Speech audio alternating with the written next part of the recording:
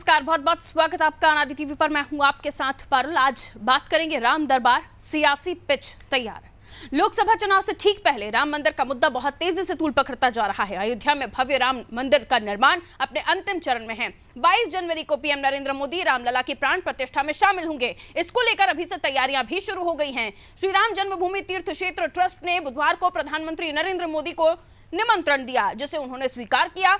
इसके बाद से ही कार्यक्रम को लेकर सियासत शुरू हो गई है। कांग्रेस का कहना है कि निमंत्रण सबको दिया जाना चाहिए। क्या ईश्वर अब एक पार्टी तक ही सीमित हैं? मामले को हवा तब और मिली जब सीएम योगी ने ट्वीट किया और लिखा कि प्रधानमंत्री नरेंद्र मोदी जी के कर कमलों से कोटि कोटि राम भक्तों की भावनाओं का प्रतिबिंब बनेगा, यानी सीधा क्रेडिट सीएम ने पीएम को दे दिया। वहीं कांग्रेस नेता अधीर रंजन चौधरी ने भारतीय जनता पार्टी पर चुनावी फायदे के लिए लोकसभा से ठीक पहले राम मंदिर का मुद्दा उठाने का आरोप लगाया है। उन्होंने कहा, भारतीय हजारों वर्षों से राम की पूजा करते आ रहे हैं। अचानक मोदी राम भक्त बन गए हैं और देश को धर्म के आधार पर बांटने की कोशिश की जा रही है। साफ है, जन्म स्थान पर राम मंदिर का अभिषेक भाजपा के मंदिर वही बनाएंगे कैंपेन की पूर्ति का प्रतीक होगा। साथ ही खास बात यह भी है कि लोकसभा चुनाव के संभावित घोषणा से ठीक पहले यह हो रहा है। इससे साफ संदेश है कि भाजपा की 2024 की चुनावी कैंपेन के प्रमुख एजेंडों में से एक होने वाला है राम मंदिर, और 24 में फिर मुद्दा राम मंदिर और हिंदुत्व होने वाला है। इधर कांग्रेस को पिछले चुनाव से ही इस पिच की मजबूती और ताकत समझ आ ही गई थी, लेकिन राम मंदिर के सामने सपा समाजवादी पार्टी कोई मुद्दा लेकर नहीं आ पाई तो अखिलेश ने सनातन की गंगा में डुबकी लगाकर मुद्दा दे दिया। सपत्नीक देवप्रयाग पहुंचे अखिलेश यादव ने संगम पर स्नान कर मां गंगा का आशीर्वाद लिया। अखिलेश ने उत्तराखंड में संगठन को बढ़ाने मजबूत करने की हुंकार भरी और बीजेपी पर भी निशाना साधा। इधर राजभर ने भी कह दिया, अखिलेश कुछ कर ले कुछ नहीं होगा। जो अखिलेश ये कहते थे कि कहीं भी पत्थर रख लो, लाल झंडा लगा दो, वहां मंदिर बन जाता है, वही अखिलेश को चुनावी मजबूरियों ने गंगा स्नान करवा दिया। साफ है, हिंदुत्व को स्ट्रॉन्ग मुद्दा बनता देख सारे दलों की पिच राम मंदिर और हिंदुत्व हो गई है। तो इसी को लेकर हम चर्चा करने वाले हैं, लेकिन कुछ बाइट से कुछ रिएक्शन है, वो आप सुन लीजिए, फिर मेहमानों की मुलाकात। श्री अयोध्या जी में भगवान राम लला का दिव्य भव्य मंदिर बने, क्योंकि उनका वो जन्म स्थान है। इसके लिए भारतीय जनता पार्टी कार्य कर रही थी। आदरणीय मोदी जी के नेतृत्व में, आदरणीय योगी जी के नेतृत्व में श्री अयोध्या जी में आज भव्य राम लला का दिव्य भव्य मंदिर साकार हो रहा है। यह भारत के एक एक लोगों के लिए ये उल्लास और प्रसन्नता की बात है, क्योंकि भारत की संस्कृति भगवान राम और कृष्ण के नाम से जानी जाती है, और पूरी दुनिया में जो भगवान राम की मर्यादा है उसको आज भी उस पथ पे चलने का प्रयास करते हैं और सबके आराध्य हैं। इसलिए जो लोग इसको राजनीतिक दृष्टि से देखते हैं उनका विषय अलग हो सकता है, लेकिन भारतीय जनता पार्टी भारत की गरिमा और महिमा के साथ इसको जोड़ के देखती है, और इसलिए भगवान राम भारतीय जनता पार्टी के लिए राजनीति के विषय कभी नहीं हो सकते। कि राम मंदिर अभी पूरी तरीके से बनकर नहीं तैयार है। 2025 तक पूरा मंदिर बनकर तैयार होगा। भाजपा सिर्फ इलेक्शन के मद्देनजर, चूंकि मार्च में चुनाव है तो एक महीने पहले एक अधूरे मंदिर में प्राण प्रतिष्ठा कर रही है। ये घोर सनातन के खिलाफ का मामला है। हम कभी भी अधूरे मंदिर में भगवान की प्रतिष्ठा नहीं करते, प्राण प्रतिष्ठा नहीं होती है, लेकिन भाजपा सिर्फ चुनाव में फायदा लेने के लिए जनवरी में पूरी तरीके से ये गलत काम कर रही है। तो राम मंदिर उनके एजेंडे में, उसका कारण क्या है कि उन्होंने पिछले, हमें तो 5 साल की बात ही नहीं करता, 9.5 साल की बात करता हूँ, उन्होंने 9.5 साल में कोई काम नहीं किया है। महंगाई चरम पर, बेरोजगारी चरम पर। देखिए, माननीय सुप्रीम कोर्ट के आदेश के बाद राम मंदिर का निर्माण कार्य वो लगभग पूरा हो चुका है, और 22 जनवरी को उसकी प्राण प्रतिष्ठा का कार्यक्रम है, जिसमें देश के प्रधानमंत्री जी को बुलाया गया है। दूसरे राजनीतिक दलों को इस कार्यक्रम से दूर रखा गया है। समाजवादी पार्टी समझती है कि भगवान राम वो सबके हैं, वो हिंदू के भी हैं, मुसलमान के भी हैं, सिख के भी हैं, ईसाई के भी हैं, भाजपा के भी हैं, समाजवादी पार्टी के भी हैं, कांग्रेस के भी हैं और दूसरे दलों के भी हैं। तो भगवान राम को सबका रहने दे, उनको किसी पार्टी में, क्षेत्र में, देश में या सीमा में ना बांधा जाए। वो सबके हैं, उनको सबका रहने दे।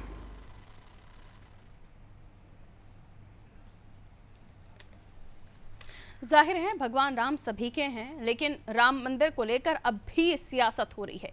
ये कहा जा रहा है कि अधूरा राम मंदिर है, कैसे प्राण प्रतिष्ठा करेंगे। ये कहा जा रहा है कि एक ही पार्टी को क्यों बुलाया जा रहा है, जबकि प्रधानमंत्री का पद और मुख्यमंत्री का पद पार्टी से इतर होता है। बहरहाल लेकिन अपने अपने सबके विचार हैं और ये भी कहा जा रहा है कि क्योंकि अतीत का आकलन करते हुए खुद अखिलेश यादव ये समझ रहे हैं कि हिंदुत्व की पिच तो बड़ी मजबूत है, लेकिन इस पर जाऊं तो इतिहास कहाँ जाएगा। तो जाहिर सी बात है अब गंगा माँ का आशीर्वाद लेना उन्होंने शुरू कर दिया है, इसलिए पहुंचे वो देवप्रयाग। और चलिए मिलियन मेहमानों से जो हमारे साथ चर्चा में जुड़ रहे हैं, कुंवर सिंह निषाद प्रवक्ता हैं कांग्रेस के, हमारे साथ जुड़ रहे हैं। कुंवर सिंह जी स्वागत। शमशी आजाद प्रवक्ता है भारतीय जनता पार्टी के, हमारे साथ जुड़ रहे हैं। आरिफ खान सपा नेता हैं, हमारे साथ जुड़ रहे हैं, आपका भी स्वागत करते हो। सुजीत सिंह वरिष्ठ पत्रकार हैं, हमारे साथ जुड़े हुए। भांशु मेरे सहयोगी लखनऊ से हमारे साथ इस वक्त मौजूद हैं, क्योंकि हम ये समझना चाह रहे हैं कि कांग्रेस का ये भी कहना है भांशु कि क्या अधूरा मंदिर और उसमें प्राण प्रतिष्ठा करना ठीक होगा, क्योंकि कांग्रेस का ये कहना है और उसके बाद जब हम देख रहे हैं कि 22 तारीख को प्राण प्रतिष्ठा की तारीख आ चुकी है, वहां के लोगों का और खासतौर पर संतों का इस पर क्या कहना है। अगर ये धर्म से जुड़ा हुआ ही मुद्दा कांग्रेस इसे ले रही है कि हिंदू धर्म इजाजत नहीं देता कि अधूरे मंदिर की प्राण प्रतिष्ठा की जाए। बिल्कुल पारुल, आपको बता दें कि अगर उत्तर प्रदेश की बात की जाए तो उत्तर प्रदेश में जो हिंदू धर्म के धर्मगुरु हैं उनकी टिप्पणी कहीं ना कहीं राम मंदिर के प्राण प्रतिष्ठान को लेकर नहीं आई है, मगर कांग्रेस पार्टी की तरफ से जहां एक तरफ मध्य प्रदेश चुनाव में राम मंदिर का एक तरफ जहां भारतीय जनता पार्टी पोस्टर लगा रही है और मध्य प्रदेश के मुख्यमंत्री जहां एक तरफ सबके राम मंचों से कहते हुए नजर आ रहे हैं, तो वहीं उत्तर प्रदेश की अगर बात की जाए तो उत्तर प्रदेश में कहीं ना कहीं ये मुद्दा अभी सियासत का नहीं बना है। और उत्तर प्रदेश के अंदर में कहीं ना कहीं देखें जो तमाम वरिष्ठ नेता है उनकी तरफ से आज ट्विटर पर कहीं ना कहीं राम मंदिर के मुद्दे को लेकर जो बयानबाजी कांग्रेस की तरफ से की गई है, उसके बाद सोशल मीडिया पर कहीं ना कहीं इसका असर देखने को मिल रहा है। अगर बात की जाए तो उत्तर प्रदेश के अंदर में अयोध्या है, अयोध्या के अंदर में तमाम धर्मगुरु है वो कहीं ना कहीं इस आयोजन को लेकर भव्य तैयारी कर रहे हैं और साफ तौर से अगर देखें तो वो कहीं ना कहीं इसका विरोध नहीं कर रहे हैं जो जमीन पर देखने को मिल रहा है। अब देखना होगा कि जहां एक तरफ जी ठीक है, बहुत शुक्रिया विभांशु। तो सब अपनी अपनी जगह पर तैयारियां कर रहे हैं और जिन्होंने लंबी लड़ाई लड़ी है राम मंदिर के लिए उनमें तो उत्साह है ही, लेकिन इधर हिंदुत्व का मुद्दा कितना इंपॉर्टेंट है ये समझिए कि राजनेताओं को लगने लगा है कि हिंदुत्व की पिच पर जाइए वरना न जाने कितना बड़ा वोट बैंक कट जाएगा। खैर मैं वापस आ रही हूँ, हमारे साथ जो मेहमान मौजूद है उनकी तरफ ही जा रही हूँ। सुजीत सिंह जी हमारे साथ जुड़े हुए वरिष्ठ पत्रकार हैं आप। सुजीत साहब, राम मंदिर मुद्दा और इधर हिंदुत्व की पिच पर आने की अखिलेश जी की भी कोशिश, कैसे देखते हैं इसे? नहीं, अखिलेश जी ने एक तरह से प्रायश्चित किया है अयोध्या में स्नान करके गंगा जी में, और अगर वो हिंदुत्व की तरफ मुड़ रहे हैं तो ये उनकी व्यवस्था की मजबूरी है। राम मंदिर, राम सबके हैं ये सही बात है, और राम मंदिर के विषय पर आमंत्रण का जहां तक विषय है उस पर सरकार के ऊपर निशाना नहीं लगाया जा सकता या भारतीय जनता पार्टी के ऊपर निशाना नहीं लगाया जा सकता। वो राम मंदिर न्यास ट्रस्ट का विषय है और अभी तो निमंत्रण बढ़ रहे हैं, अभी निमंत्रण उनको मिला नहीं मिला ये विषय नहीं होना चाहिए।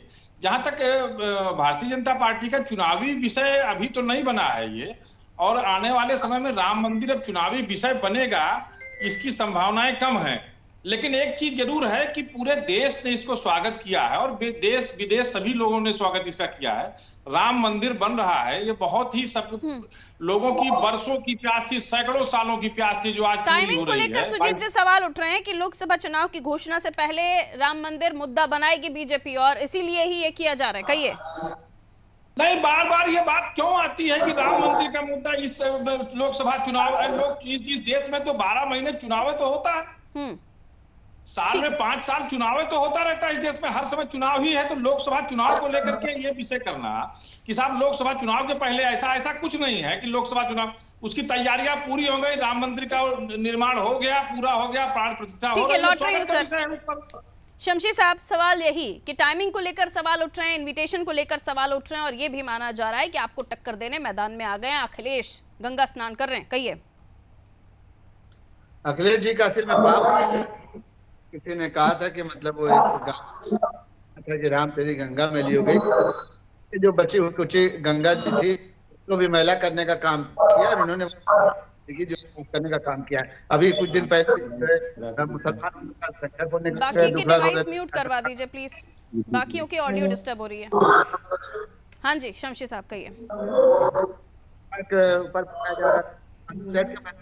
आजम खान अगर मुसलमान न होते, अल्पसंख्यक न होते, किया जा रहा है वो गलत हो रहा है। यूट्यूब पे लगा के देखिए, उधर अनाथ कीजिए। अनाज टीवी नहीं, लिंक मुझे डिस्टरबेंस हो रहा है ऑडियो में। शमशी साहब, मैं लौट रही हूँ आपके पास। आ रही हूँ वापस सर।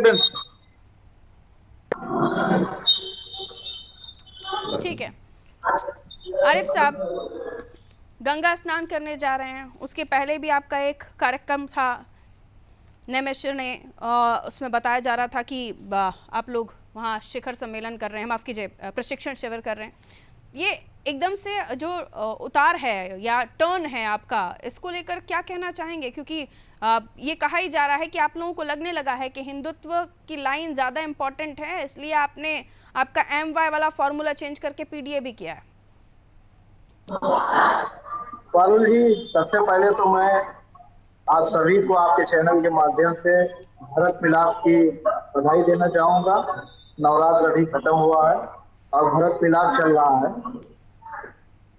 ये आदर्श मर्यादा पुरुषोत्तम राम जी से संबंधित है और अल्लामा इकबाल साहब ने कहा भी था कि है वह राम के वजूद को नाज पहले वतन समझते हैं, उनको ईमान नहीं है। समाजवादी पार्टी भगवान राम के आदर्शों को चलने वाली पार्टी है। जिन लोगों ने भगवान राम जी को राजनीति का मुद्दा बना दिया, मैं समझता हूँ कि अब कम से कम जब पब्लिक प्यार करती है तो इसको ढूंढा लाए इसमें। और पहले ही बहुत पहले किसी विद्वान ने कहा था कि धर्म एक अल्पकालिक राजनीति है और राजनीति एक दीर्घकालिक धर्म। तो मैं समझता हूँ कि धर्म की राजनीति का सफाया होने जा रहा है, क्योंकि जनता आपसे, यानी जनता जिनकी सरकार है, उनसे पूछ चुकी, रोजगार मांग रही है, भाईचारा मांग रही है, व्यापार मांग रही है, GDP का ग्रोथ चाहती है, अर्थव्यवस्था को वापस लाना चाहती है। और जो मंदी ग्लोबल तौर पर भारत में आ गई है हमारे देश में, उस मंदी से उभरना चाहती है और जनहित के मुद्दे पर बात करना चाहती है। अभी भारतीय जनता पार्टी के हमारे साथी हैं, उन्होंने कहा कि जो बची खुची गंगा थी वो मैली हो।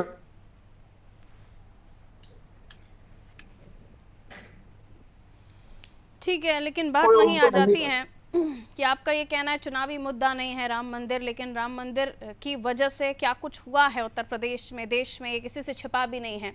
और जब बात हिंदुत्व की आती है तो अखिलेश जी का ये झुकाव क्यों न कहें कि सियासी है, क्योंकि जो ये कहते थे कि मंदिर लगाइए, पत्थर लगाइए, लाल झंडा लगाइए, मंदिर बन जाता है, तो उन्हें अब गंगा स्नान भी करना पड़ रहा है। तो इसे चुनावी मजबूरी ना कहें भला तो क्या कहें? इसका जवाब आप दे दीजिएगा। मैं शमशी साहब के पास जा रही हूँ। शमशी साहब, टाइमिंग्स को लेकर, इनविटेशन को लेकर सवाल उठ रहे हैं और ये भी कहा जा रहा है कि ये चुनाव से पहले आपकी 2024 में फिर राम मंदिर मुद्दा बनाने की कोशिश। जवाब दीजिए सर। टाइमिंग को लेकर तो वो लोग कह ही नहीं सकते हैं कि जो भारतीय जनता पार्टी जो काम करे टाइमिंग की वजह से कर रही है। हाँ, अखिलेश यादव जी जो है गंगा स्नान करने गए, ये टाइमिंग की बात जरूर है, क्योंकि इसके पहले जो है उन्होंने जो गंगा की तरफ जाने का अपना ध्यान भी नहीं किया था। आपको याद होगा कि आपके चैनल के माध्यम से दिखलाया गया था कि एक बार ये अयोध्या जाते हैं, हनुमानगढ़ी जाते हैं, लेकिन रामलला के दर्शन करने नहीं जाते हैं। तो उसी समय समझ में आ गया था कि ये अल्पसंख्यक समाज को रिझाने का काम करे, और हकीकत भी है कि अल्पसंख्यक समाज के वोट से ही इन्होंने हमेशा राजनीति की। लेकिन जो दुर्दशा इन्होंने अल्पसंख्यक समाज के बड़े नेता श्री आजम खान के बारे में उनके साथ किए, उनके साथ जो सौतेला व्यवहार किया कि 27 महीने जेल में रहे और उनसे मिलने भी नहीं गए। और उसके बाद होता यह कि रमाकांत जी से मिलने के लिए आजमगढ़ जरूर जाते, जो गैंगस्टर में बंद रहते हैं, लेकिन आजम खान से मिलने नहीं जाते। 2022 के चुनाव पोस्टर में आजम खान का फोटो हटा दिया जाता है, आजम खान का कहीं से नाम नहीं लिया जाता। लेकिन अभी कुछ दिन पहले आपने देखा होगा कि आजम खान फर्जी प्रमाण पत्र के उसमें आरोपी बनाए जाते हैं, जेल जाते हैं, तो उन्होंने फौरन ये चुंगफा छोड़ा। वो चुनावी स्टंट था कि ये जो है अल्पसंख्यक समाज होने की वजह से इनके साथ ऐसा व्यवहार किया जाता है। वहां पर इन्होंने न कानून का सम्मान किया, न संविधान का सम्मान किया, न भारत के कानून का सम्मान किया। डायरेक्ट उन्होंने ये कहा कि भारतीय जनता पार्टी इस वक्त उनके साथ जो काम कर रही है वो सिर्फ अल्पसंख्यक होने के लिए, मुसलमान होने के नाते। लेकिन उसके बाद भी इन्होंने आजम खान से कोई संपत्ति नहीं की और आजम खान से मिलने नहीं गए। ये अहंकारवादी नेता, ये जिस तरीके से धर्मिता वाले राजनीति कर रहे हैं, आज अपने में बदलाव करके दिखाना पड़ रहा है, आप ये कहना चाह रहे हैं? देखिए पारुल जी, अब कुछ होने वाला नहीं, अब बहुत देर हो चुकी है। अब इन्होंने जो तैयारी शुरू की, भारतीय जनता पार्टी उस पिच पे बहुत पहले खेल चुकी है। भारतीय जनता पार्टी जो उनका वोट बैंक था उसको भी अपनी तरफ साधा है, और जो दलित, ओबीसी और अल्पसंख्यक इधर उधर बटे हुए थे, ये भी कहा जा रहा है कि अधूरा निर्माण है अभी और आप प्राण प्रतिष्ठा कर रहे हैं रामलला की? ये धर्म से जुटी हुई बात है और धर्म का ज्ञाता ही इस बारे में बता सकता है, मैं इस बारे में नहीं बता सकता हूँ, लेकिन ये जरूर है। हालांकि मेरे सहयोगी ने वहां से धर्मगुरुओं से बात की तो उनका इस पर किसी भी तरह से वो प्राण प्रतिष्ठा को गलत नहीं बता रहे। मैं लौट रही हूँ आपके पास शमशी आजाद जी, रुक जाइए। अब कुंवर सिंह निषाद जी हमारे साथ जुड़े हुए हैं, उनकी तरफ मूव कर रही हूँ। का निर्माण कराया जाएगा तो राम मंदिर का निर्माण पूरी तरीके से हो रहा है और जनवरी में उसका शुभारंभ भी कराया जाएगा, दर्शन के लिए खोला जाएगा। और उस दिन पारुल जी देखेगा कि एक ऐतिहासिक कि पूरे देश से लुटकर कम से कम 15 करोड़ श्रद्धालु जो है अयोध्या पहुंचे। ठीक है सर, शमशेर साहब आ रही हूँ। कुंवर सिंह निषाद जी, ये कहा जा रहा है आप लोगों की तरफ से अलग अलग, मतलब जिस प्रवक्ता को मैं सुन रही हूँ अलग अलग अपना स्टैंड रख रहा है, ये कि ये चुनाव से पहले किया गया स्टंट है, ये भी कहा जा रहा है कि अधूरा मंदिर है, ये भी कहा जा रहा है कि इसे सियासी कार्यक्रम बनाया जा रहा है, जबकि राम मंदिर सियासत का मुद्दा नहीं है। गेस्ट इनविटेशन पीएम को क्यों दिया जा रहा है, ये भी बाइट सामने आ रही हैं आप लोगों की तरफ से।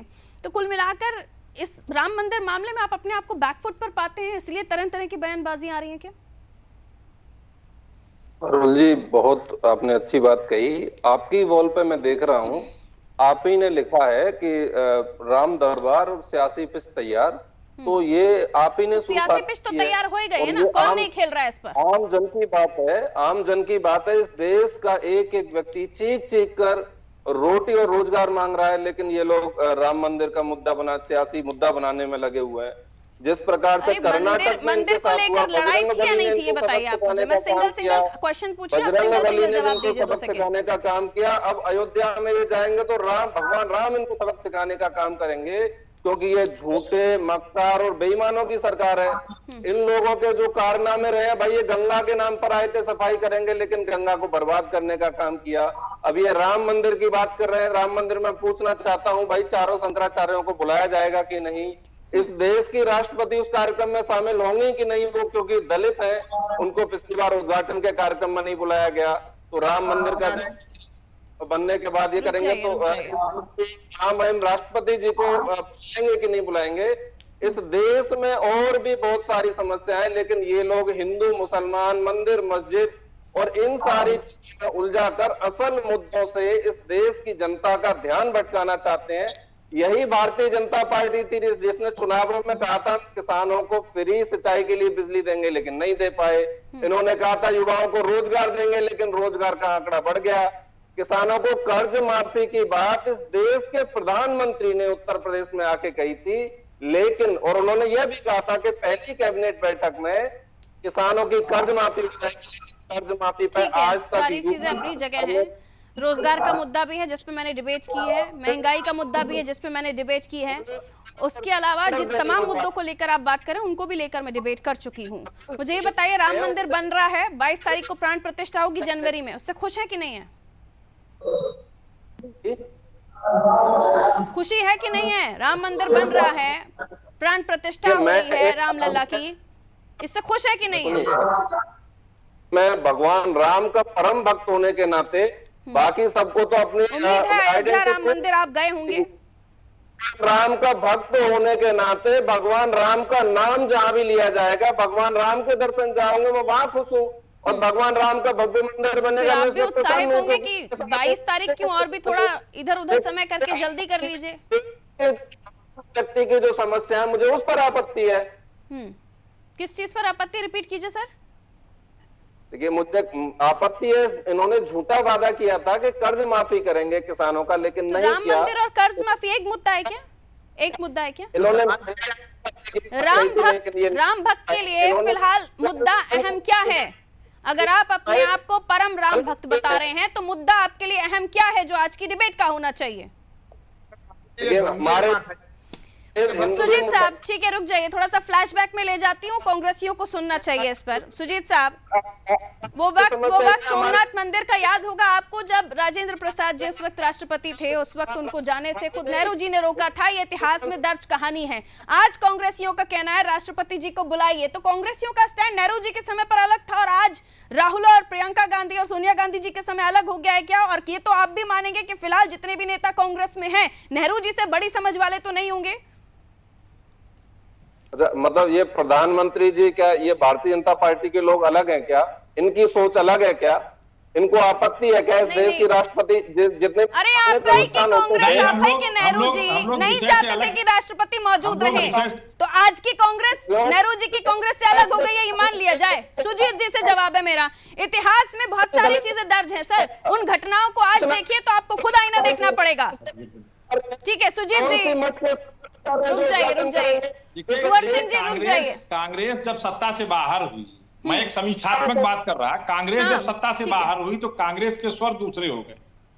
कांग्रेस सत्ता से बाहर क्यों हुई ये पूरा देश जानता है। एक समय था लोग कहते सजा दें, दिला दें, बना दें, मिटा दें, मगर राम मंदिर बनने की तारीख बता दें।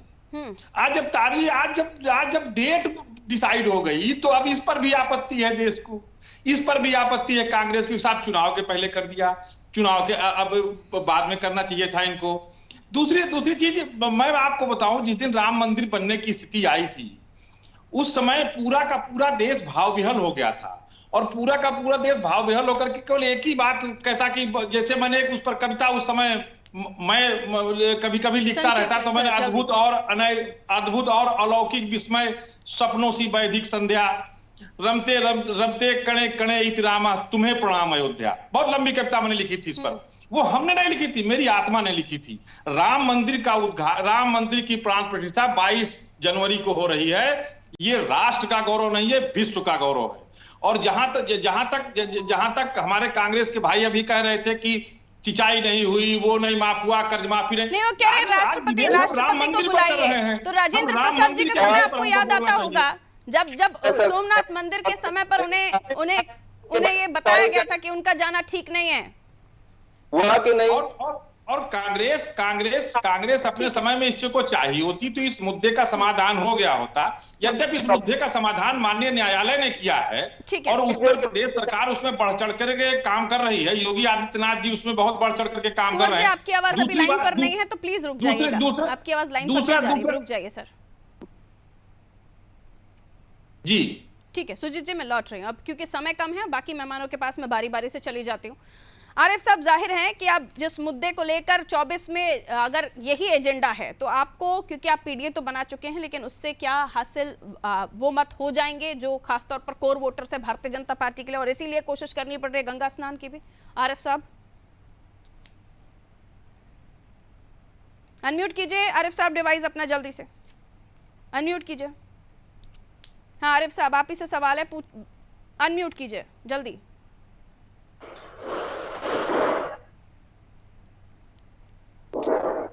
कुछ इशू है सर आपके यहाँ से, मैं फिर से चेक करवा लेती हूँ, अगर टाइम हुआ तो वापस आऊंगी आपके पास। शमशेर साहब, अब इस मुद्दे को 2024 का कोर एजेंडा बनाने जा रहे हैं, पहले भी इसी से जीते, अभी भी इसी को ही मुद्दा बनाएंगे? अरुण जी देखिए, हमने इसको मुद्दा पहले भी नहीं बनाया था, लेकिन ये विपक्ष के लोग ही लगे हुए थे कि तारीख बताइए तारीख बताइए तारीख बताइए। तो अब वो विलक्षण दिन, अब वो जो है शुभ मुहूर्त, अब वो जो है ऐतिहासिक पल, अब वो जो है तो ऐतिहासिक मुहूर्त जो 22 जनवरी को प्राण प्रतिष्ठा का रखा गया है, तो इसमें तो ये चाहिए, ये परम भक्त बता रहे हैं, ये पाखंडी आदमी, ये धोखेबाज आदमी, ये अपने को बता रहा है कि हम परम राम भक्त हैं। गरीबी कहाँ, बेरोजगारी 5 साल नहीं 2000 से लगातार चिल्लाते आ रहे हो, लेकिन तुम्हारे किसी मुद्दे पे किसको पाखंडी देश में हर कोई अपने आप को किसी न किसी तरह से भगवान का आराध्य मानता है, फिर वो किसी भी भगवान को मानने वाले हो। तो ऐसा नहीं बोलना चाहिए शमशेर जी आपको, आप ऐसा नहीं बोल सकते क्योंकि वो भी मेरे मेहमान हैं, और इस तरह की बातों को अगर आप कर रहे हैं तो मुझे आपत्ति है सर, चाहे वो किसी भी पार्टी से हमारे साथ बैठे हुए हों। इस तरह की कोई भी बात मैं बर्दाश्त नहीं करूंगी अपनी डिबेट में। वो उनकी श्रद्धा है, उनकी ख्वाहिश है, तो नहीं बोलना चाहिए। लेकिन जब मुद्दा राम का है, राम लल्ला का है, राम मंदिर का है, जब पहले कहते थे कि तारीख नहीं बताएंगे, तारीख नहीं बताएंगे, अब तारीख आ गई तो आप कह रहे हैं पहले कर्ज माफी करके आओ फिर तारीख बताओ, फिर आप कह रहे हैं पहले बेरोजगारी खत्म करके आओ फिर तारीख बताओ। जिस मुद्दे पर बात कर रहे हैं कुंवर सिंह जी, उस पर भी तो जवाब देना पड़ेगा ना कि अब तारीख बता दी, आप किस मुद्दे को लेकर जाएंगे?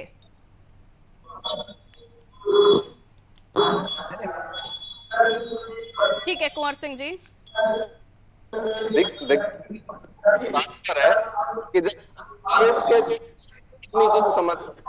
अरे साहब आपके डिवाइस में बहुत दिक्कत आ रहा है, उसी की वजह से हमें डिस्टर्बेंस हो रहा है। हमें इस पे आपत्ति है और हमें भगवान राम के सभी लोग भगवान राम को सभी आराध्य खुश मानते होइए हैं। ना फिर, और 22 तारीख को प्राण प्रतिष्ठा हो रही है, राम मंदिर खुल जाएगा आप लोगों को जाने के लिए, दर्शन करने के लिए भक्तों को, तो खुश होइए ना। राम भक्त बता रहे हैं अपने आप को, तो खुश नहीं हो रहे हैं, लेकिन ये बता रहे हैं कि इसको सियासी कार्यक्रम, ये तो खुश होना चाहिए ना कि रिबन प्रधानमंत्री काट रहे हैं, कोई दूसरे देश का आकर आपके भगवान का मंदिर नहीं उद्घाटन कर रहे हैं। नहीं करेंगे तो कौन करेगा भाई? आपत्ति है क्या आपको? पिछड़ी जाति का होने का कारण आपत्ति हो रही है? किसको बोल रहे हैं आप पिछड़ी जाति का, किसको बोल रहे हैं? अखिलेश यादव को बोल रहा हूँ। पिछड़ी जाति के व्यक्ति, आपके टीवी चैनल पर डिबेट चल रही है कि अखिलेश गंगा स्नान चले गए अपने पापों को धोने के लिए। आपको नहीं याद है कि अखिलेश जी ने क्या कहा था मंदिरों के नाम पर, कि पत्थर रख दीजिए, लाल झंडा लगा दीजिए, मंदिर बन गया? नहीं याद है आपको? आपको नहीं याद है कि नेहरू जी ने राष्ट्रपति उस वक्त के तत्कालीन राजेंद्र प्रसाद जी को सोमनाथ मंदिर में जाने के लिए किस तरह से लताड़ा था? नहीं याद है आपको? भगवान राम की प्राण प्रतिष्ठा इस देश की राष्ट्रपति से कराइए। तो वही तो कह रही हूँ ना कि नेहरू जी नहीं चाहते थे कि राष्ट्रपति, क्योंकि ये सरकारी कार्यक्रम नहीं है इसलिए राष्ट्रपति नहीं जाने चाहिए थे। अब कांग्रेस कह रही है कि राष्ट्रपति जाने चाहिए। स्टैंड क्लियर कीजिए सर। समझदार आपकी कांग्रेस है या नेहरू जी के समझ में कुछ और था?